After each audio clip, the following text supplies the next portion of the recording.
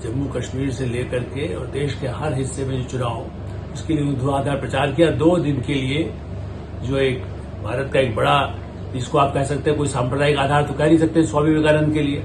ऐसी स्थिति में हुमायूं कबीर बड़े ही उस तरह के उस समय वामपंथ विचारों का तो प्रभाव सरकार पर था ही, नेहरू के काल से ही था, सलाहकार, ब्यूरोक्रेसी हर जगह उनका।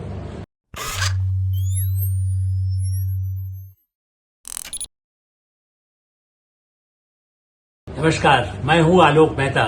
एडिटर्स आई में आपका स्वागत है। हमारा अनुरोध है कि आप एडिटर्स आई देखें, सब्सक्राइब करें, लाइक करें और अपने मित्रों को, ग्रुप्स को फॉरवर्ड करें ताकि अधिकाधिक लोगों तक हम पहुंच सके। आपका सहयोग जरूरी है और आप साथ में अपने भी कोई विचार हो तो वे हमें अवश्य बताएं। लोकसभा चुनाव का अंतिम दौर 1 जून को मतदान और कांग्रेस को आपत्ति, विवेकानंद रॉक मेमोरियल पर नरेंद्र मोदी का ध्यान क्यों हो? कांग्रेस को ये सबसे बड़ा $1 मिलियन सवाल है। बोले मोदी जी बोल रहे थे, 200 सभाएं की, 200 इतने रोड शो किए, उस पर मल्लिकार्जुन खड़गे कांग्रेस के अध्यक्ष को आपत्ति, और भी तेजस्वी यादव को भी आपत्ति, अखिलेश को भी आपत्ति, ममता बनर्जी की पार्टी को आपत्ति, जो भी विरोधी गठबंधन में शामिल है उन सबको बड़ा कष्ट है। तो सभा कर रहे हैं तो कष्ट है, बोले तो कष्ट है।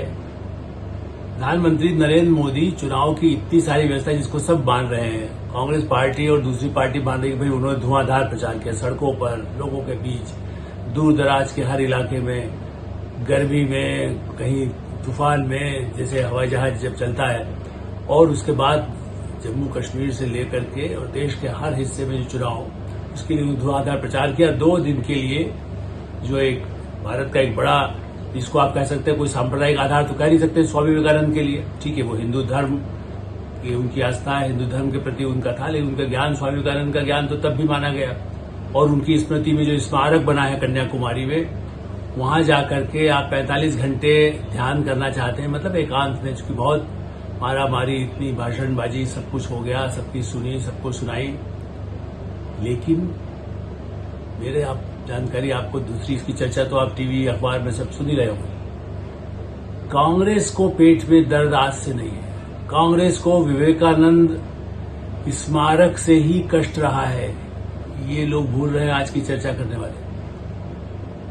उनका बस चलता तो विवेकानंद स्मारक को बनने ही नहीं देते, परमिशन ही नहीं दी गई थी।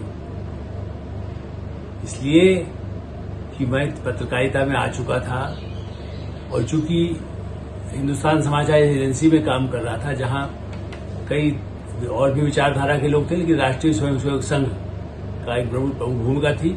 और इसलिए मुझे याद है एकनाथ रानडे, जिनको जिम्मा संघ ने दिया, और उनका अभियान ये बनाया गया है कि स्वामी विवेकानंद के लिए ऐसा एक मेमोरियल कन्याकुमारी में बनना चाहिए। और उनका इस काम को लेकर के इंदिरा गांधी की सरकार थी। हुमायूं कबीर, नोट कर लीजिए, भारत के बड़े नामी वैसे वो रहे हैं हुमायूं कबीर, भारत के शिक्षा और संस्कृति मंत्री। तब सब कई मंत्रालय एक साथ होते थे, कैबिनेट ज्यादा बड़ी नहीं होती थी, आबादी भी कम थी, सांसद भी उतने नहीं थे। ऐसी स्थिति में हुमायूं कबीर बड़े ही उस तरह के उस समय वामपंथ विचारों का तो प्रभाव सरकार पर था ही, नेहरू के काल से ही था, सलाहकार, ब्यूरोक्रेसी हर जगह उनका। तो वहां पर ये बनाया जाए। पहले तो उन्होंने अपना गैर सरकारी स्तर पर ही समिति बनाई गई, एकनाथ रानडे जी को ये काम दिया गया था, तो उन्होंने ये काम बहुत पहले मैंने शुरू किया। कि आइडिया तो आया था 1963 में, जब शताब्दी वर्ष मनाया गया स्वामी विवेकानंद जी का, और उस समय ये हुआ कि भाई ऐसा कुछ यहाँ पर कुछ हो सकता है, क्योंकि स्वामी विवेकानंद ने तो दुनिया में जाकर के हिंदू दर्शन को लेकर के, अमेरिका में उनके शिकागो के भाषण को आज भी लोग याद करते हैं। और चूंकि उन्होंने 1892 में दिसंबर में इसी जगह पर आकर के अपना ध्यान किया था, तो ऐसी स्थिति में संघ ने इसे बनाने की प्रयास किया, तो हुमायूं कबीर और कांग्रेस की सरकार ने उसे रिजेक्ट कर दिया। तब और भी कई, चूंकि समय की संसद में विचारधारा के लोग थे, लेकिन इस तरह के विरोधी नहीं हो सकते थे, क्योंकि बंगाल के नेता भी थे, गुजरात के भी थे, राजस्थान के भी थे, और कांग्रेस में भी थे और दूसरी पार्टियों में भी, जिनका प्रभाव उस समय माना भी जाता था। तो इस जो एकनाथ राणे जी की कमेटी रही और भी उनके साथ प्रमुख लोग थे, उनके कहने से 300 सांसदों ने फिर लिख करके प्रधानमंत्री को दिया कि ये प्रपोजल रिजेक्ट किया गया, इस पर पुनर्विचार किया जाए। और ऐसी स्थिति में साउथ के थे, वीवी गिरी राष्ट्रपति थे, याद रखिए आप, जिनको इंदिरा गांधी ही लाई थी, विद्रोह करके लाई थी संसद से। और इसलिए मुझे याद है, चूंकि राष्ट्रपति गिरी के भाषण जब संसद में, जब संसद के सत्र के समय उनको आया था, तो मैंने भी उनका वहीं पर सुना भी है। और उस गठबंधन के बारे में आप सब जानते हैं कि कैसे उन्होंने गिरी के लिए विद्रोह करके, उनका समर्थन करके उनको राष्ट्रपति बनाया था। और वीवी गिरी भी दक्षिण भारत के थे। ऐसी स्थिति में कई सांसद उत्तर, दक्षिण और संघ के, अटल बिहारी वाजपेयी, आडवाणी, लालकृष्ण आडवाणी भी सक्रिय थे, महत्वपूर्ण पद पर उस समय नहीं थे, लेकिन जनसंघ में और संघ में उनकी भूमिका थी और अटल जी संसद में थे। ऐसी स्थिति में ये हुआ कि भाई उनके लिए समर्थन होना चाहिए और ये स्मारक बनना चाहिए। तो पहला आप ये याद रखिए कि कांग्रेस के अभिषेक मनु सिंघवी या राहुल गांधी को रिकॉर्ड देखा नहीं, लेकिन हाँ, किसी ने उनके कान में फूंक मारी होगी। मैं नहीं कहता कि चीन ने मारी, कि अमेरिका CIA ने मारी, कि किसी और ताकत ने, जो भारत में किसी भी ढंग से, कहते ना, जिस समय एक सबसे बड़ा लोकतंत्र का पर्व, जिसको एक अंतिम, जिसको कह सकते हैं आहुति सबको देना है यज्ञ में, पर्व में जब यज्ञ होता है तो एक अंतिम होता है ना, भाई आप घी शक्कर सब डाल दीजिए। वाराणसी में से लेकर के और हिमाचल और पंजाब में भी जब चुनाव होना है, बंगाल में भी होना है, बिहार में भी होना है, बड़ी महत्वपूर्ण सीटें भी हैं, खुद प्रधानमंत्री का ही है। उस दिन उसके पहले से जाकर के ध्यान लगा रहे नरेंद्र मोदी, तो वो कष्ट है। तो उनको किसी ने कान में फूका, भाई ये करेंगे तो लोगों का ध्यान जाएगा कि बड़ा था। ये बताइए। इसके अलावा वो जब केदारनाथ गए थे तब भी आपत्ति हुई थी कि केदारनाथ गए चुनाव के पहले, उनका उस समय का चित्र गुफा में जाकर बैठे, उसका दिखाया गया। अब कह रहे हैं कि इसका प्रसारण पर हमें आपत्ति है, यदि वहां जाते हैं उस पर आपत्ति। भाई वो उस दिन का नहीं है, उसके अलावा सोशल मीडिया पर या टेलीविजन पर उनके किसी और दिन का भी चलता है, तो कई लोग पूछते कब का है, नहीं तारीख लिखी होगी, तो हो सकता है उसके पहले का ध्यान लगाए चल जाएगा। राहुल गांधी या इंदिरा गांधी या सोनिया गांधी या एक मल्लिकार्जुन खड़गे या ममता बनर्जी कभी किसी मंदिर में गई हैं, कलकत्ता में भी काली देवी के मंदिर में, देवी मां के मंदिर में, या कोई चर्च में गया हो, कोई मस्जिद में गया हो, यहां नहीं गया हो, कहीं सऊदी अरब में गया हो, तो क्या आप उस दिन चला देंगे तो उस पर आपत्ति है? मैं ये जरूर मानता हूं कि ये विचार का विषय है, जिस पर मैं पहले अपने कॉलम्स में लिख चुका हूं कि चुनाव आयोग भी बदले हुए जो परिवेश है, प्रचार के, आचार संहिता, सब इसको बदला है। जिस दिन चुनाव होगा उस दिन प्रचार नहीं हो, जबकि अब तो चुनाव के 8-7 फेज में हो रहा है। एक जगह चुनाव होता है, दूसरी जगह प्रचार चलता रहता है। राहुल गांधी भी करते हैं, ममता भी करती है, CPM भी करता है, प्रधानमंत्री नरेंद्र मोदी, अमित शाह, राजनाथ सिंह सब करते हैं। तो इसके बाद मीडिया पर भी कोई अंकुश नहीं है। इतने सारे चैनल और सोशल मीडिया आने के बाद तो चैनल पर भी आप प्रतिबंध लगा देंगे तो उससे पहुंच जाएगा। अब देश में इंटरनेट तो नहीं बंद कर देंगे। ऐसी स्थिति में चुनाव आयोग को, जैसे संविधान में संशोधन तो बात की बात, ये तो चुनाव आयोग और भारत सरकार डिसाइड कर सकती है कि हमने इस कोड ऑफ कंडक्ट को, जो बहुत पुराना पड़ चुका है, उस समय टेलीविजन ऐसा नहीं होता था, ना सोशल मीडिया था, तब के नियम है कि वे अंतिम दिन लोग, जो कि उस समय उपद्रव न हो, ये मैं मान सकता हूं, सभाएं न हो, कोई भीड़ इकट्ठी न हो, लेकिन कोई किसी में कमरे में बैठकर पूजा कर रहा है, शिला पर बैठ करके ध्यान कर रहा है, या अजमेर शरीफ में जाकर के कुछ अपना चादर चढ़ा रहा है, या चर्च में जाकर के गोवा में कहीं प्रार्थना कर रहा है, या मुंबई या कलकत्ता में प्रार्थना कर रहा है, कोई गुरुद्वारे में स्वर्ण मंदिर में जाके, पंजाब का चुनाव है तो आप कहेंगे नहीं वो स्वर्ण मंदिर में गया तो इसको नहीं दिखाया जा सकता है, वहां भाषण नहीं दे रहा है। आप भारत के इस कानून को, इस बारे में आचार संहिता के नाम पर अदालत, ठीक है अदालत तो वो जा ही रहे हैं। अभिषेक सिंघवी का काम यही है, कपिल सिब्बल जी तो और भी कष्ट में हैं, वो तो वहां प्रगतिशील हैं, वो शिक्षा मंत्री भी रहे हैं, तो यही शिक्षा देना चाहते हैं। विवेकानंद का नाम लेकर के कोई ध्यान करने जाए तो उसको रोक लगा दिया जाए या उसका प्रचार नहीं होना चाहिए। आप पहले ही स्टे लगवा दीजिए। चंद्रचूड़ जी तो आपकी बात सुन लेते हैं अभिषेक सिंघवी जी की, बड़ा रात को 12 बजे भी दरवाजा खोल देंगे, वो कहेंगे रोक लगा दीजिए जी, इनका टीवी पर न दिखाई दे, हम न्यायालय को तो मैं सम्मान करता हूं, प्रधानमंत्री मोदी भी सम्मान करते हैं, तो हो सकता है मान लें। लेकिन जनता को पता होना चाहिए कि कांग्रेस और कम्युनिस्ट पार्टी के नेता, इंक्लूडिंग ममता बनर्जी, चाहे वो उनमें भी कम्युनिस्ट घुस गए बहुत सारे, क्योंकि वहां से निकले, भागे और उसके बाद यहां आ गए, या कई नक्सल समर्थन करने वाले, और कई जिस ताकतों का जिक्र एस जयशंकर विदेश मंत्री करते रहे हैं, अमित शाह भी करते हैं, विदेशी ताकतों को भी तो कष्ट होता है कि एक बार फिर स्थायी सरकार आ जाएगी, फिर एक मजबूत सरकार जनता के समर्थन से आ जाएगी, हिंदुओं की, महिलाओं की, इसके बहुमत से आएगी। अरे भाई, सभी का अल्पसंख्यक भी वोट दे रहे हैं, मुस्लिम भी उन्हीं को वोट दे रहे हैं, उनमें से कुछ सांसद उनके आएंगे, या बीजेपी को भी कई जगह मुस्लिम महिलाओं का वोट मिल रहा है।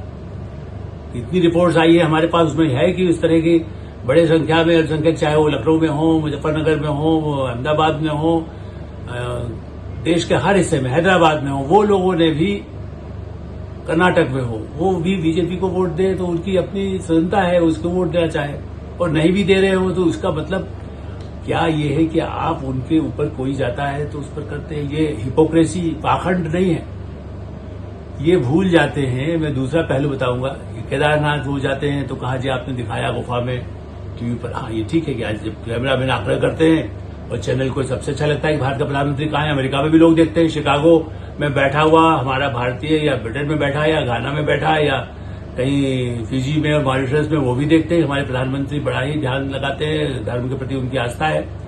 धर्म से ही तो शासन चलता है, किसी भी धर्म का मतलब राजधर्म क्या कहा जाता है? राजधर्म तो यही है ना कि आप शासन सही ढंग से हो, सबके लिए विकास की धाराएं बहे।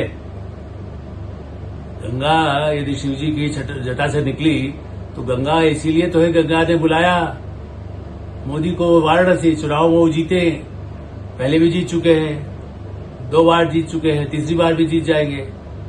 ऐसी स्थिति में क्या इस बात पर अड़ंगा लगाना ठीक है? और कौन लोग लगा रहे हैं? भूल जाते हैं कि आदरणीय प्रधानमंत्री श्रीमती इंदिरा गांधी भी कई बार ऐसे धार्मिक स्थानों पर, तिरुपति से लेकर के, और एक माँ जिनको दक्षिण में जिनको बड़ा माना जाता था, उनका आशीर्वाद लेने जाती थी। मदर टेरेसा का नाम आप न भूले, मदर टेरेसा को तो कांग्रेस राज में हुआ, लेकिन वो, चलिए आप उनसे कहेंगे कि वो तो धार्मिक नहीं थे, लेकिन मैं जानता हूं कितने ही राष्ट्रपति रहे, प्रधानमंत्री रहे, तिरुपति जाए, वो दतिया की देवी है, वहां सब लोग, वहां वसुंधरा राजे भी जाती हैं, और दिग्विजय सिंह और अर्जुन सिंह भी जाते थे। शंकरदयाल शर्मा जो राष्ट्रपति भी बने, कांग्रेस के अध्यक्ष रहे, मोतीलाल वोरा जो कोषाध्यक्ष रहे, वो भी जाते थे। मैंने इन सबका मैं गवाह रहा हूं। कई ऐसे भी हुआ है कि जब मैं उसी समय वहां पर भी उनके विमान से या बालक से भी जब पहुंचने के अवसर मिले हैं, तो मैं जानता हूं कि वो सब लोग धार्मिक यात्राएं करते रहे। कोई राज्यपाल उत्तर प्रदेश के बने मोतीलाल वोरा, तो वो भी केदारनाथ गए, हेलीकॉप्टर से ही गए।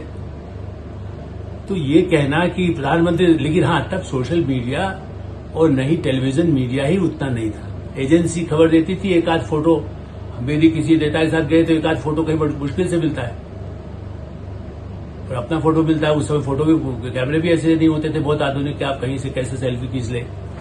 इसलिए ये भूल जाते हैं कि चुनाव जीतने के लिए चंद्रा स्वामी कौन थे? कांग्रेस के बड़े बड़े नेताओं के, ललित नारायण मिश्रा के जमाने से लेकर के, और नरसिंह राव के सत्ता के लिए, और नरसिंह राव प्रधानमंत्री रहते हुए कैसे कैसे उनके हवन के लिए पूरा दिन बैठे रहते थे। अर्जुन सिंह कांग्रेस के नेता, अभिषेक सिंह भी, उनका नाम तो जानते होंगे, और जानते क्या मिले ही है। उसके बाद भी क्या, कपिल सिब्बल, वो तो अर्जुन सिंह के बनाए हुए थे, उनको अर्जुन सिंह ने बड़ी मदद किया।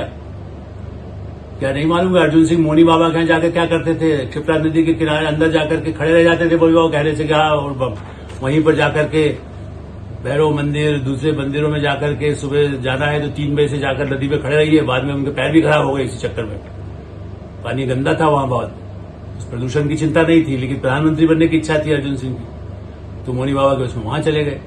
तो ऐसे कितने ही नेता मैं अनगिनत आपको गिरा सकता हूं, जो इंदिरा युग में, नरसिंह राव युग में, मनमोहन सिंह युग में, सब इस तरह के मंदिर और ज्योतिषियों के फेरे में सबको ही लगता था। राष्ट्रपति बने प्रणब मुखर्जी, वो कांग्रेस के ही नेता रहे, इतने वरिष्ठ नेता रहे। ममता बनर्जी तो उनके सामने बच्ची रही। उनका कितनी धार्मिक आस्थाएं थी, वो किस तरह से बाकायदा, जैसे प्रधानमंत्री नरेंद्र मोदी जितना, उससे भी ज्यादा उनको कई कंठस्थ मंत्र होते थे, और वो जाकर जाते भी थे, और उसी वेशभूषा में बाकायदा वैसा ही पहन करके, पीला कपड़ा पहन करके, वस्त्र जिसको कह सकते हैं आप, बिल्कुल सामान्य कपड़ा नहीं पहन करके, जो मंदिरों के लिए जहां अनिवार्य हो, जहां पूजा पाठ के लिए जरूरत हो, तो ये कैसा है आपत्ति? केदारनाथ जाने पर आपत्ति, धार्मिक मंदिर में जाने पर आपत्ति। शरद पवार गणेश मंदिर नहीं जाते हैं मुंबई में, चुनाव से पहले, चुनाव के बाद, और चुनाव के दिन यदि वो पुराना फोटो लगा देंगे, शरद पवार का नहीं लगाएंगे। और अंतिम एक बात जरूर मैं कहना चाहूंगा अपने दर्शकों से और सरकार, जो बहुत आलोचक है उनके लिए, 1 जून को ही, जिस समय इनका 30 तारीख से लेकर के 1 तक चलने का कार्यक्रम है, अपना ध्यान लगाने का प्रधानमंत्री नरेंद्र मोदी का, और 1 तारीख को ही, चूंकि कल ही और आज ही एप्लीकेशन जो लगाई है अरविंद केजरीवाल, दिल्ली के मुख्यमंत्री ने अंतरिम जमानत बढ़ाने की, उसके लिए कोर्ट ने 1 जून की तारीख दे दी है। और 1 जून को पंजाब में चुनाव है, और ऐसे और राज्यों में है, हिमाचल में भी है, और आम आदमी पार्टी यहां और अन्य राज्यों में भी गठबंधन के साथी होने नाते सब जगह प्रचार करने अरविंद केजरीवाल या उनके साथी पहले गए हैं, उनकी पत्नी गई हैं, महाराष्ट्र हो, झारखंड हो, बंगाल हो, सब जगह तो उनके सबसे बड़े दाएं हाथ बन के अरविंद केजरीवाल खुद भी उम्मीदवार है। तो क्या 1 जून को न्यायालय की कार्रवाई को रोक देंगे या उसका प्रसारण नहीं होने देंगे कि उस पर फैसला क्या हुआ? सहानुभूति जो उठाने के लिए ही तो उन्होंने कहा 2 जून को सरेंडर न करना पड़े, मेरे को अभी अपना वो कराना है, मुझे जो है जांच कराना है, मुझे कोई गंभीर बीमारी हो सकती है। पंजाब के चुनाव में घूम रहे थे तब कोई जांच नहीं है। लेकिन बहरहाल उनकी जो जमानत की अर्जी है उसका फैसला भी 1 जून को आएगा। निर्णय में फैसला में जो भी तय करे, लेकिन अदालत में उसकी सुनवाई होगी और तब पूरा विजुअल चलेगा। केजरीवाल को सहानुभूति मिली, सहानुभूति नहीं मिली, या सहानुभूति इसलिए मिली कि उनको जमानत नहीं मिल पाई, और मिल गई तो विजय पताका, चूंकि हम जीत गए, देखो ये जीत है, अदालत ने मान लिया कि इनको जमानत को आगे बढ़ाई जाए। ऐसी स्थिति में ये प्रधानमंत्री नरेंद्र मोदी के ध्यान पर आपत्ति करना, ये दिमाग का, जिसको कह सकते दिवालियापन है। जो भी लोग इसका विरोध करते हैं, हाँ, सब में मांग करें कि चुनाव में आचार संहिता में ये मामला, इस धारा को हटना चाहिए, ताकि हर आदमी जो जहां कुछ कर रहा है वो करता रहे, उसका सभा न हो, कोई गड़बड़ न हो, हिंसा न हो, वोटिंग आराम से निपट जाए। एडिटर साहिब हम यही विराम देते हैं। आप एडिटर साहिब देखते रहें, सब्सक्राइब करें, लाइक करें, अपने मित्रों को, ग्रुप्स को फॉरवर्ड करें, और जो आपकी राय हो उससे हमें अवश्य अवगत कराएं। धन्यवाद, नमस्कार।